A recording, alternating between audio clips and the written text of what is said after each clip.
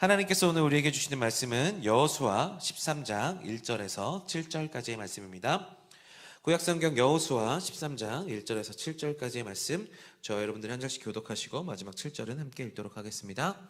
제가 먼저 1절을 받도록 하겠습니다. 하나님의 말씀입니다. 여호수아가 나이가 많아 늙음에 여호와께서 그에게 이르시되 너는 나이가 많아 늙었고 얻을 땅이 매우 많이 남아있도다.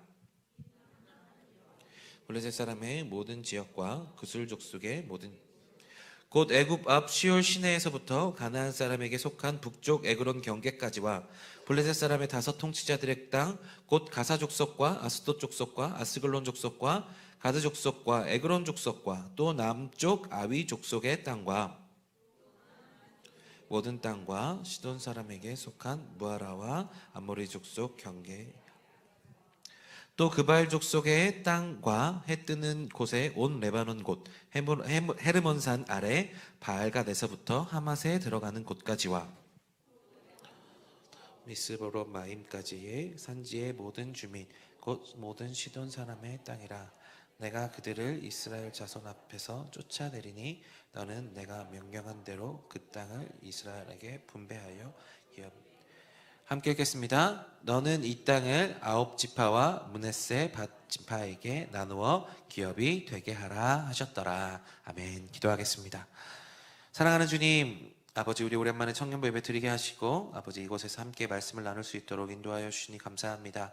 이곳에서 말씀을 나누는 것이 우리 안에 기쁨이 되게 하시고 이곳에서 듣는 우리의 모든 말씀을 통하여서 하나님을 더욱더 알아가고 우리 삶의 힘이 되는 말씀이 될 수 있도록 인도하여 주시옵소서. 성령님 운행하여 주셔서 우리의 마음과 귀를 열어주시고 오직 하나님의 말씀이 운행하시는 대로 하나님의 말씀이 아버지 우리 가운데 역사하시는 대로 우리가 나아갈 수 있는 아버지 말씀의 시간 되게 하여 주시옵소서. 종의 부족한 모습은 가리워 주시고 오직 성령의 기름 부으심만 나타나며 성령님께서 말씀하시는 말씀이 사랑하는 우리 청년들의 마음 가운데 심기고 열매를 맺는 시간 될 수 있도록 인도하여 주시옵소서. 감사합니다. 예수 그리스도의 이름으로 기도합니다. 아멘. 네, 오늘 저는 여호수아의 새로운 전환점이란 제목으로 말씀을 나누도록 하겠습니다.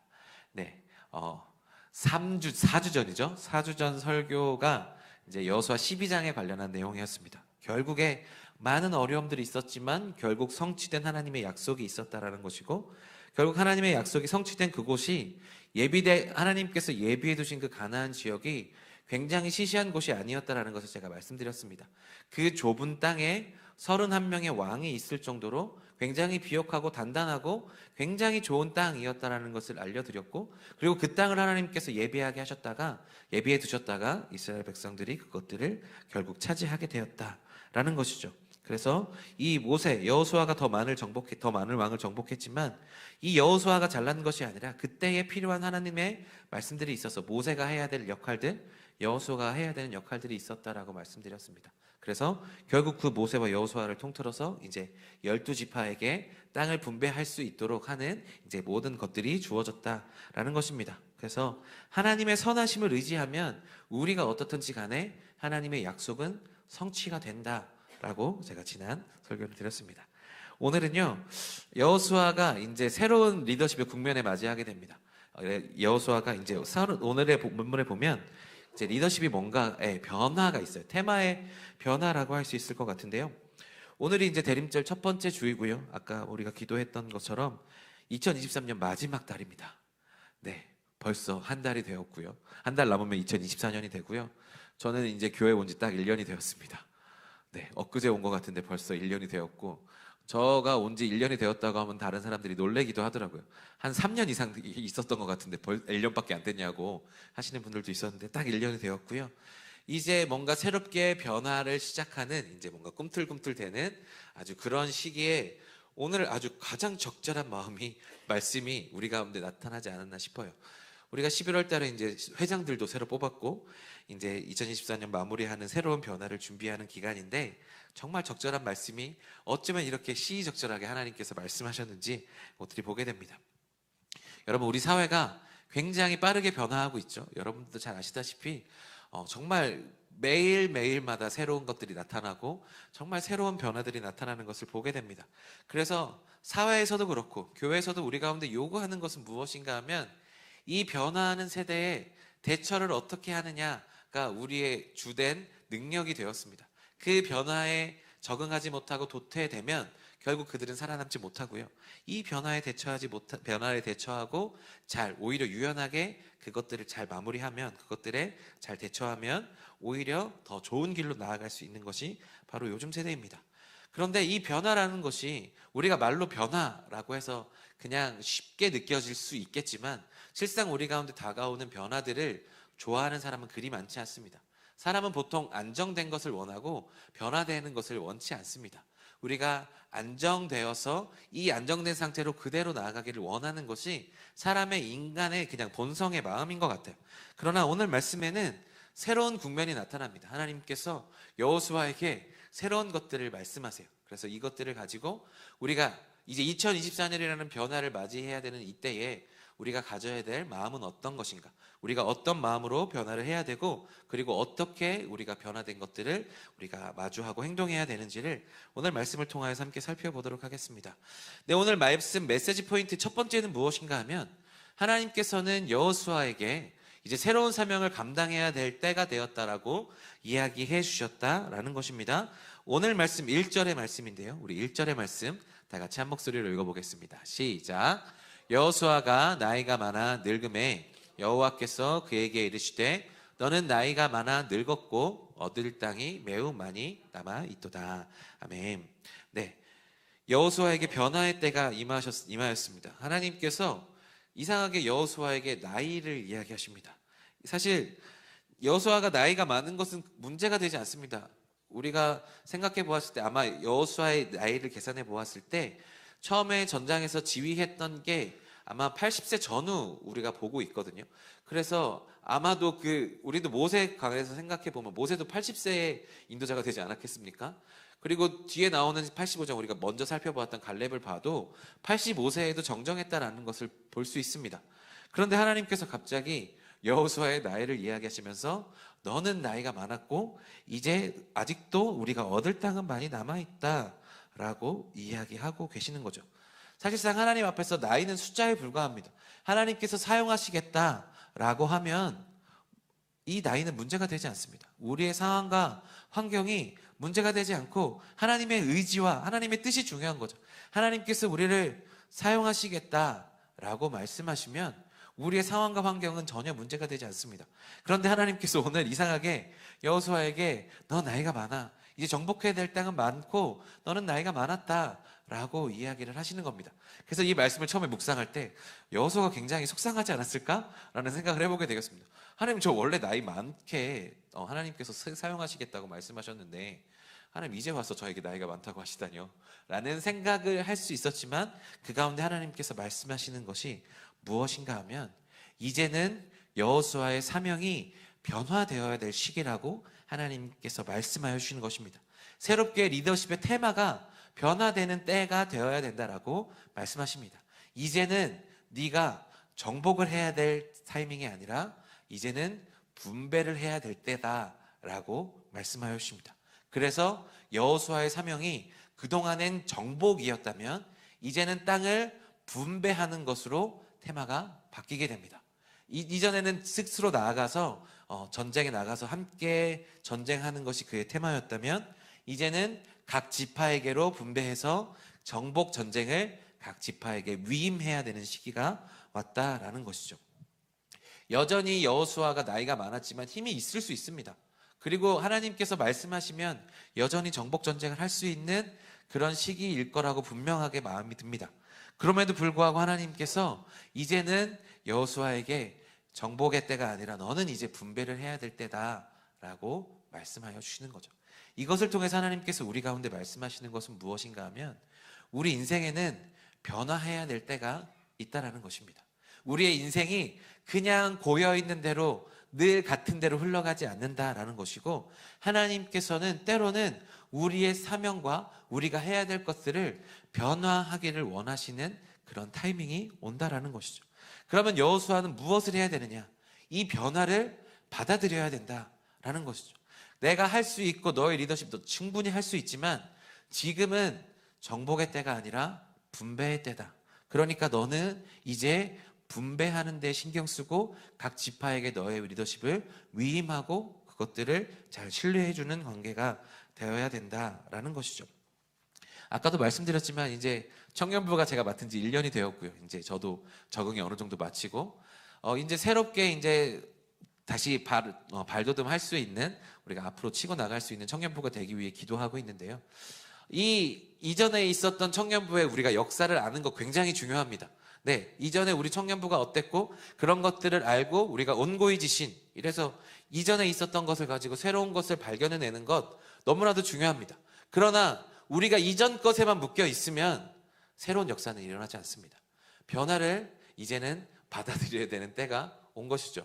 이제 제가 2년 차가 되고 이제 리더들도 조금씩 바뀌어가는 시기에 놓여져 있습니다. 그리고 여러분의 입장에서도 마찬가지입니다. 아까 말씀드렸던 대로 2023년 12월이고 이제 2024년도 새해를 맞이해서 여러분들에게 또 다른 변화의 시기들이 나타나게 됩니다. 그럴 때 나는 지금 여기가 좋으니까 나는 그냥 여기 머물러 있겠다라고 한다고 그렇게 머무를 수는 없는 것이 우리의 삶이다라는 것이죠. 하나님께서는 우리 가운데 변화를 말씀하십니다. 여호수아에게도 그렇게 잘하고 있었던, 하나님께 순종을 잘하고 있었던 여호수아에게도 하나님은 변화를 말씀하여 주셨습니다. 지금이 좋다고 그냥 머물러 있지 말고 각 지파별로 분배해야 된다라고 말씀하십니다. 그러므로 여러분, 우리는 무엇을 잘해야 되느냐? 이 변화를 잘 받아들일 수 있는 마음이 중요한 것 같아요. 내가 이 변화를 어떻게 대처하느냐도 중요하지만 내가 이 변화를 잘 받아들일 수 있는 마음이 굉장히 중요한 것 같습니다. 제가 사진을 하나 준비했는데 여러분 보셨을 수도 있는데 사진 하나 띄워주시겠어요? 네, 여러분 이게 뭔지 아십니까? 중국 거지들입니다. 중국이요, 현금을 안 들고 다녀요. 그래서 국어를 하려면 모자에다 보통 이렇게 모자나 이렇게 통을 놔야 되잖아요. 근데 현금이 없는 거야. 그러면 현금이 없으니까 도와주고 싶어도 못 도와주잖아요. 그러니까 어떻게 했냐? QR코드를 놓는 겁니다. QR코드를 놓고 국어를 하기 시작하는 거죠. 이게 꽤 오래전 사진입니다, 여러분. 중국이 현찰을 안 쓴 지 되게 오래됐습니다. 그래서 저런 QR코드가 없는 거지들은 어떻게 되겠습니까? 죽는 겁니다. 왜요? 현금을 안 쓰니까. 도와줄 수 있는 사람이 없는 거예요. 그 시대에 신의 변화를 받아들이고 이렇게 해야 살아날 수 있는 거죠. 우리도 마찬가지입니다. 하나님께서 우리가 너 변화해야지, 이제 새롭게 나아가야지, 2023년 이제 떼어놓고 잘 마무리하면서 2024년 준비해야지 라고 말씀하시는데 주님 여기가 좋은데요, 지금 이 상태가 너무 좋은데요 라고 할 수 없다라는 것이죠. 특별히 또 오늘 하나님께서 이 여호수아에게 말씀하신 것이 무엇입니까? 정복에서 분배로 말씀하셨습니다. 정복은 외부에 있는 것들을 잘 계속해서 정복해서 바깥 방향으로 나아가는 거라면, 분배는 내실을 다지는 시기입니다. 특별히 12월 우리가 지금 해야 될 시기에 무엇을 해야 되느냐, 우리의 신앙을 점검하고 내년도 2024년도 내가 정말 하나님의 뜻대로 살아가기 위해서 내가 버려야 될 것은 없는지, 내가 2023년 잘못한 것은 없는지, 앞으로 내가 무엇을 해야 되는지를 점검해보고 내실을 다져야 되는 시간인 거죠.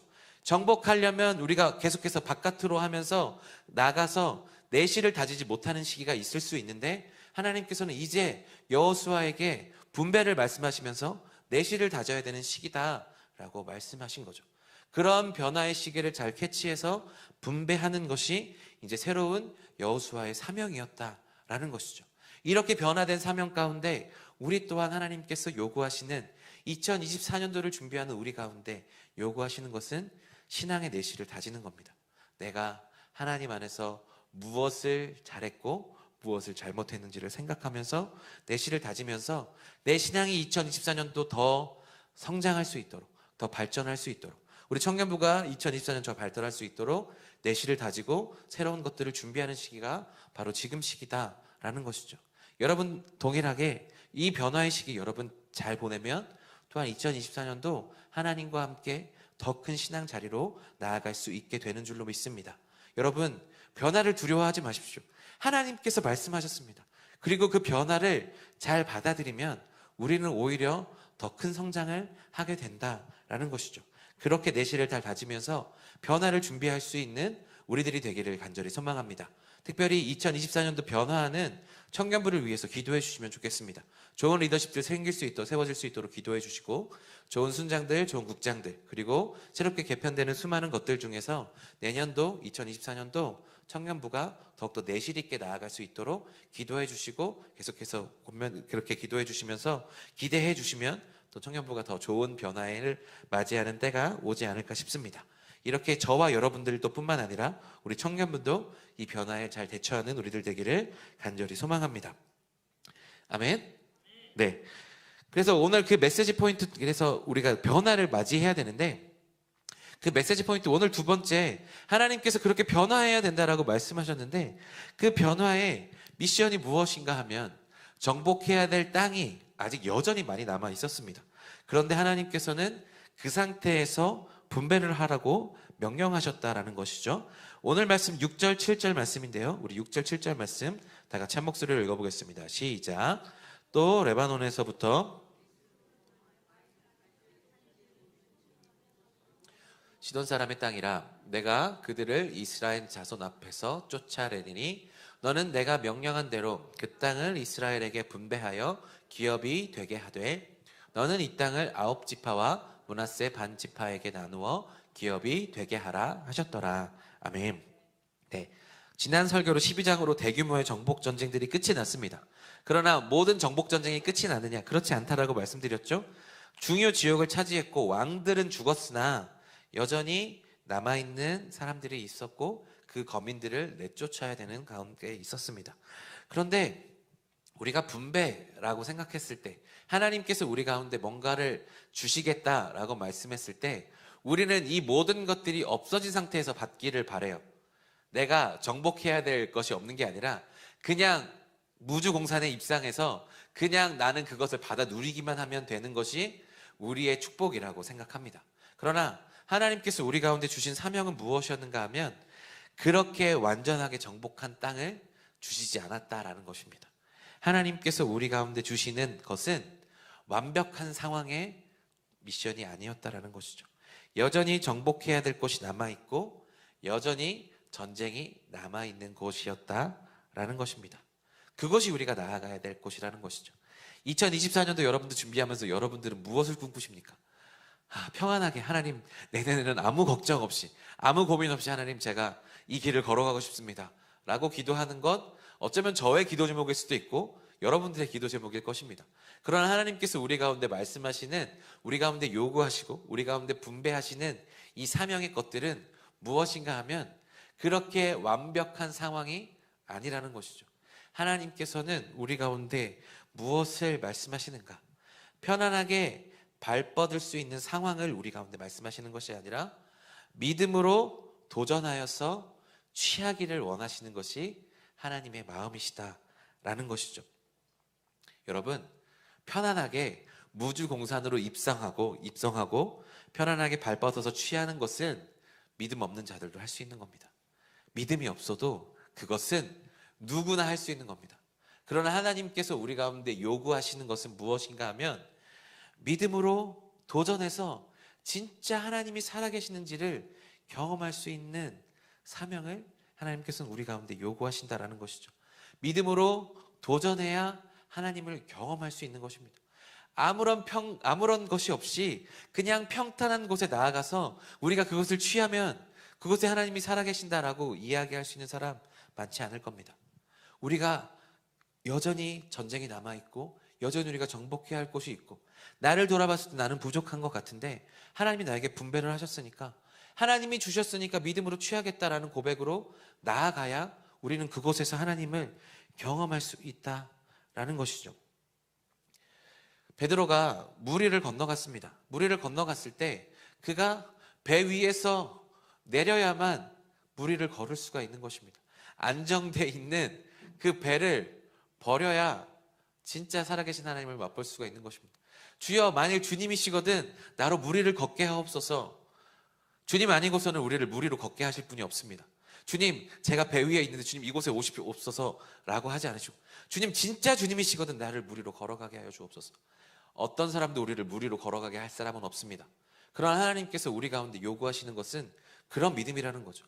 무리로 걸을 수 있는 그러한 믿음과 용기, 그렇게 하나님을 향해서 내가 믿음으로 도전할 때 진짜 하나님을 경험할 수 있다라는 것이죠. 우리가 원하는 것은 상황적인 편안함과 완전함을 추구합니다. 누구나 그렇죠. 믿는 사람이나 믿지 않는 사람이 똑같습니다. 그러나 우리가 하나님 앞에서 진짜로 내 작은 것들이지만 주님 부족하지만 이것을 내어놓습니다. 하나님께 도전합니다 라고 하고 내 안정된 것들을 내려놓을 때 진짜 하나님의 살아계심을 맛볼 수 있는 것입니다. 이서진 목사님께서 말씀하셨을 때 그 작은 도시락에 대해서 말씀하셨잖아요. 그냥 예수님이라도 드셨으면 좋겠습니다라는 사랑으로 가져왔는데 안드레는 그것을 보면서 주님 이것으로도 되겠습니까? 라고 예수님께 질문했잖아요. 안드레가 없었다면, 안드레가 주님 이거는 안 될 거야 라고, 주님 이거는 너무 부족하잖아요 라고 내놓지 않았다면 그 기적은 일어나지 않았다라는 것이죠. 주님 이것이라도 될까요? 나의 작은 능력으로도 될까요? 주님 저의 작은 믿음으로도 될까요? 라고 생각하지만 그 작은 믿음으로 우리가 도전할 때 하나님의 은혜를 볼 수 있게 된다는 것이죠. 살아계신 하나님을 맛볼 수 있는 기회가 된다는 것입니다. 그래서 하나님께서는 우리 가운데 평안한 가운데 다 정복하고 분배하라고 말씀하지 않으셨습니다. 분배하고 정복하라라고 말씀하셨습니다. 그것이 믿는 자들의 공식인 거죠. 믿는 자들의 전쟁 공식입니다. 다 정복하고, 하나님 다 정복하고 너희는 차지하게만 해라. 그렇지 않으셨습니다. 정복하고 분배하라가 아니라 분배하고 정복하라 말씀하셨습니다. 여러분 삶 가운데 놓여져 있는 수많은 믿음의 문제들이 있습니다. 그것들을 여러분 믿음으로 정복하실 수 있는 우리들 되기를 간절히 소망합니다. 그런데 우리가 이것들을 바라볼 때 이런 마음들이 생깁니다. 그런데 하나님께서 우리 가운데 이렇게 완벽하지 않은 상황 같은데 하나님께서 우리 가운데 이것을 말씀하신 이유, 하나님께서 우리 가운데 이렇게 말씀하신 이유가 있습니다. 이것이 메시지 포인트 세 번째인데요. 오늘 메시지 포인트 세 번째는 이것입니다. 각 지파에 위임된 사명은 오직 하나님의 힘으로 감당해야 합니다. 우리의 힘이 아니라 하나님으로의 힘에 감당할 때 우리가 이길 수 있다는 것이죠. 우리 방금 읽었지만 우리 6절 7절 말씀 다 같이 한 목소리로 다시 한번 읽겠습니다. 시작. 또 레바논에서부터 미스브롯 마임까지